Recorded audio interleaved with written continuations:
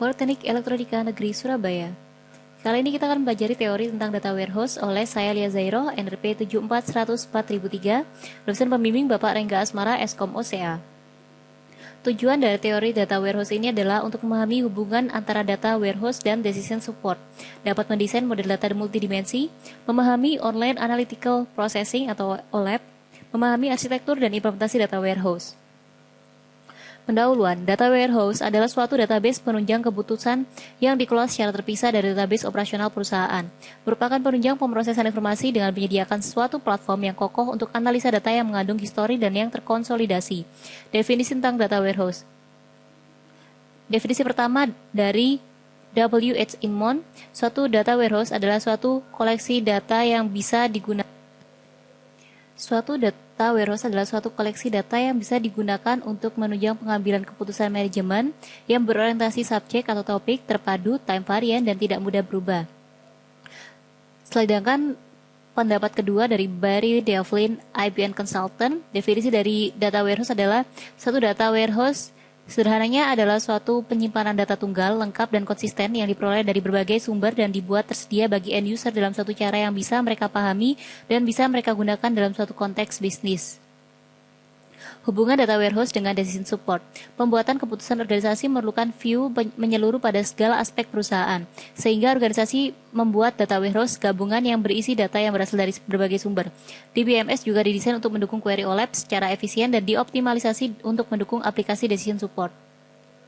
Model data multidimensi. Model data multidimensional dirancang untuk memfasilitasi analisis dan bukan transaksi. Model ini umum digunakan dalam data warehouse. Memiliki konsep intuitif dari banyak dimensi atau perspektif pengukuran bisnis atau fakta-fakta. Contohnya untuk melihat penjualan dari perspektif customer, produk, dan time. Model data multidimensi adalah himpunan pengukuran numerik yang tergantung pada himpunan dimensi. Data multidimensi dapat disimpan secara fisik dalam sebuah array yang disebut sistem MOLAP. Alternatif lainnya, data dapat disimpan sebagai relasi yang disebut sistem ROLAP. Relasi utama yang berhubungan dengan dimensi yang diukur dinamakan tabel fakta atau fact table. Tiap dimensi dapat diberi tambahan atribut dan berasosiasi dengan suatu tabel dimensi atau dimension table. Tabel fakta mempunyai ukuran yang lebih besar dibandingkan dengan tabel dimensi. Online Analytical Processing atau OLAP. Query OLAP dipengaruhi oleh dua hal, yaitu SQL dan spreadsheet. Operasi yang umum di dalam query OLAP adalah melakukan agregasi pada satu atau lebih dimensi. Misalnya, cari total penjualan sales, cari total penjualan tiap provinsi, cari 5 ranking produk teratas berdasarkan total penjualan. Jenis-jenis query OLAP adalah roll-up, yaitu melakukan agregasi pada level yang berbeda dari hierarki dimensi. Misalnya, untuk setiap kota diberikan total penjualan, maka untuk total penjualan tiap provinsi bisa didapatkan dengan menambahkan total penjualan pada semua kota dalam satu provinsi. Drill down adalah kebalikan dari roll-up.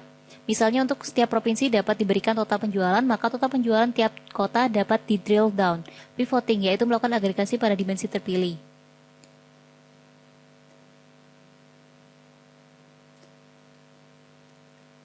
Pilihan berikut arsitektur data warehouse. Pilihan berikut harus dibuat di dalam rancangan data warehouse. Proses model. Tipe apa yang akan dimodelkan, grain apa dasar data, dan level atom data yang akan disajikan. Dimensi apa yang dipakai untuk masing-masing record tabel fakta. Ukuran apa yang akan mengumpulkan masing-masing record tabel fakta. Suatu data warehouse didasarkan kepada suatu model data multidimensi yang melihat data dalam bentuk suatu kubus data. Suatu kubus data seperti sales memungkinkan data untuk dimodelkan dan dilihat dari banyak dimensi. Dimensi tabel seperti item atau time. Tabel fakta memuat ukuran seperti $sold dan kunci untuk setiap dimensi tabel terkait. Berikut adalah arsitektur dari data warehouse. Terdapat data warehouse-nya, query dan analysis, integrator, yang berasal dari ekstraktor monitor, implementasi data warehouse. Data warehouse diorganisasikan berdasarkan kegunaan di setiap subjek, bukan aplikasi, misal customer, produk, sales. Perhatian dipusatkan pada pemodelan dan analisa data untuk membuat keputusan, bukan untuk operasi harian atau pemrosesan transaksi. View sederhana dan ringkas di sekitar subjek pembicaraan disediakan dengan cara memisahkan data-data yang tidak berkaitan dengan proses penunjang keputusan. Data warehouse dibangun dengan memadukan banyak sumber data yang heterogen, misal database relasional, flat file, catatan transaksi online. Teknik pembersihan dan integrasi data juga diterapkan dalam data warehouse. Teknik pembersihan dan integrasi data. Dikarenakan data berasal dari sumber yang berbeda-beda, maka harus dapat dijamin konsistensi penamaan, penyandian struktur, ukuran atribut, dan sebagainya dari antara sumber-sumber data yang berbeda, misal tarif hotel, mata uang, pajak, breakfast covered, dan lain-lain. Ketika data dipindahkan ke warehouse, data ini telah harus terkonversi. Selanjutnya kita menuju ke latihan soal. Soal yang pertama, apa yang dimaksud dengan aplikasi Decision Support? Sistem komputer yang mengolah data menjadi informasi untuk mengambil keputusan dari masalah assembly terstruktur yang spesifik. Inilah yang dimaksud aplikasi Decision Support. Selanjutnya nomor 2, apa pertimbangan yang digunakan dalam mendesain data warehouse? Yang pertama, desain untuk manage. Pada data warehouse, diperlukan manajemen pengelolaan warehouse yang baik agar kemampuannya semakin baik.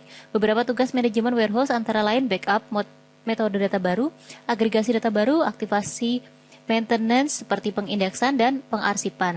Desain untuk peningkatan performansi. Banyak teknik yang dapat digunakan oleh desainer untuk meningkatkan performansi query. Beberapa melibatkan desain query yang harus dibangun, tetapi teknik lain hanya berhubungan dengan desain database. Nomor 3, deskripsikan dimensi dan pengukuran dalam model tabel multidimensi dan jelaskan perbedaan antara tabel fakta dan tabel multidimensi. Model data multidimensional dirancang untuk melakukan analisa data dan umum digunakan dalam data warehouse. Model data multidimensi memiliki konsep intuitif dari banyak dimensi atau perspektif pengukuran bisnis atau fakta-fakta. Contohnya, untuk melihat penjualan dari perspektif customer, produk, dan time.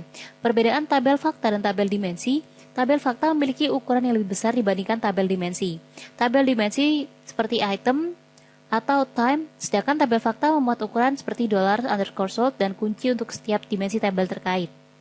Nomor 4, apa yang dimaksud dengan tabel fakta dan mengapa sangat penting dari sudut pandang performa? Tabel fakta merupakan tabel yang umumnya mengandung angka dan data histori di mana key yang dihasilkan sangat unik karena key tersebut terdiri dari foreign key yang merupakan primary key dari berbagai dimensional tabel yang berhubungan. Tabel fakta memuat ukuran seperti $_ dan kunci untuk setiap dimensi tabel terkait. Nomor 5, mengapa view begitu penting dalam lingkungan decision support? Bagaimana view dihubungkan dalam lingkungan data warehousing dan OLAP?